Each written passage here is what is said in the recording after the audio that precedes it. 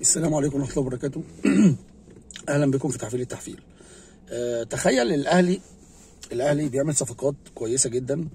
الأهلي كإدارة وكفرقة وكمنظومة حاجة كده عالمية، يعني حاجة كده بتشتغل في صمت، تشتغل في اللي هي عايزاه بس، باصص للنادي ومصلحته. وتخيل النادي ده بينافس فرقة زي الإسماعيلي مثلا. الإسماعيلي بيهبط، الاسماعيلي مفلس مديون. تخيل ان هم لسه عايشين على اطلال والحوارات اللي هم قالوها بتاعه ان الاهلي مش عايز يلعب في اسماعيليه. هم بيخسروا اصلا في اسماعيليه، هم متبهدلين في اسماعيليه، هم مفلسين من اسماعيليه، يعني هم فلسوا. تخيل ان الداعم الوحيد للنادي الاهلي، للنادي الاسماعيلي، هو النادي الاهلي. الداعم الوحيد اللي كان بيعمل له صفقات كويسه ومدخل له، عامل له دخل وفلوس، هو النادي الاهلي. ده منافس اسمه الاسماعيلي بجمهوره وبعقليته. في منافس او مش منافس، انا مش عارف، انا لحد دلوقتي مش قادر اعترف بيه منافس، اللي هو بيراميدز. هو قايم على كيد النسا، يعني بيراميدز لما قام على كيد النسا. موضوع غريب جدا. فده منافس تاني او هنعتبره منافس يعني. اما الزمالك بقى فهي منظومه غريبه، يعني غير ان هم الفضايح اللي بتحصل كل شويه يا راجل، ده شكل اللعيبه وهم بيعتذروا شكل غريب قوي. وعلى راي كابتن شوبير، هم بيعتذروا على ايه؟ لما انت قلت الخطا عند الاداري، مطلع اللعيبه تعتذر ليه؟ هو تكبر؟ هو يعني انت يعني هي عظمه؟ انت فيك داء العظمه، فيك داء الاعتذار، يعني اي حد يعتذر لك هي كارثيه لمرتضى. فالمهم هو شويه تريقه كده وبيضحك على جمهوره. يعني الاهلي بيعمل صفقات وهو بيحاول ينط على الصفقات. انا ما اعرفش بيجيب الصفقات منين، يعني انا مش عارف بيجيب فلوس الصفقات منين، وهو نادي مديون. يعني هو نادي مديون، بيجيب الصفقات منين؟ دي نقطه مهمه قوي يعني. والدعم من الدوله. طب حد فكر؟ هو دلوقتي يعني في تريقه مثلا، هو احمد فتوح طالع بيقول كذا، ده شاي اخضر، فالتريقه فمرتضى ايه بيقول له ده شاي اخضر. قال له ولا يهمك، انت زي امير ابني. الناس بتقول عليه بدراجي، وهو يا عيني حبه عيني بيحب حليب نيدو، لبن نيدو يعني. فهي نفس التريقه. الموضوع غريب جدا يعني.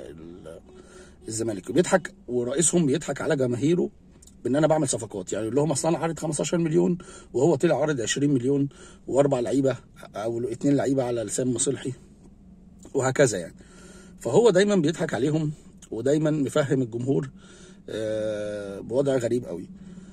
هم مصدقينه دايما، يعني مع الرغم ان كل الصفقات اللي عملها فاشله. يعني تخيل الوردي مشي وسامسون هيمشي وابراهيم نضاي، اصابات مزمنه، وكل الصفقات فشلت. يعني يمكن الى حد ما شويه شلبي اللي ماشي حاله، وفي الاخر مرتضى او فييرا ما بيلعبوش كتير.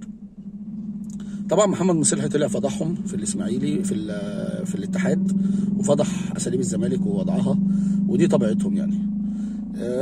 انا مش عارف قصه دعم فييرا، قصه دعم الوزير الشباب والرياضه والدوله ليهم، انا مستغربها. يعني نادي مديون وعليه ديون بالهبل، منين كل الدعم ده ومنين كل التسلط ده؟ غير عياطهم بالتحكيم وغير وغير وغير. يعني كلاتنبرج لسه طالع من كام يوم بيقول النادي الوحيد اللي معترض على التحكيم هو نادي الزمالك.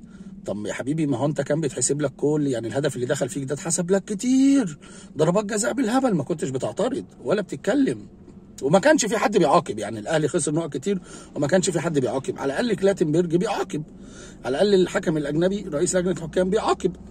فانت بتضحك على على جمهورك، ودايما ايه بتستغلهم وبتضحك عليهم. فدي نقطة تانية. فأنت برضو نادي منافس إزاي؟ أنا مش فاهم. يعني بالفضايح وبالمخدرات وبالدعارة وبالبلاوي، وقصة أمير مع مرات أنس بتاع كرة السلة، وقصة أمير مع مرات جمال حمزة، وفضايح. أنتوا عندكم فضايح، بلاوي. وهو بيحب لبن نيدو، يعني هو أمير بيحب لبن نيدو يا عيني. فزمالك عايش على البلطجة والفضايح وقصة كبيرة جدا.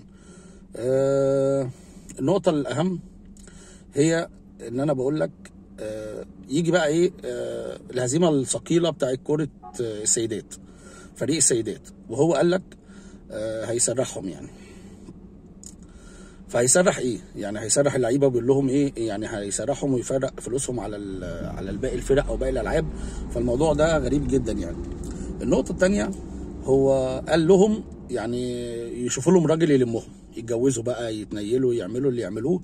يعني هو الخوف دلوقتي على حاجه مهمه قوي، ان هو يعمل كده مع كرة اليد. مع كرة اليد، سوري، كرة القدم. كرة اليد عندهم ممتازة بسبب الجيل اللي موجود، أحمد الأحمر، وطبعا دي صفقات حسين لبيب، عودة الدرع والكلام دوت. فدي حاجة مهمة أوي. لكن الخوف إن هو يعمل كده مع كرة القدم. يعني تخيل لو خسروا بنتائج كبيرة بعد كده أو أيا كان، فيسرحهم يقول لهم يشوفوا لكم راجل يعني. ف مش عارف، دي هتبقى غريبة جدا. في الآخر نرجع للنقطة الأهم، إن الأهلي بينافس 3 فرق يعني أنيل من بعض. هي دي منافسة الدوري المصري. السلام عليكم.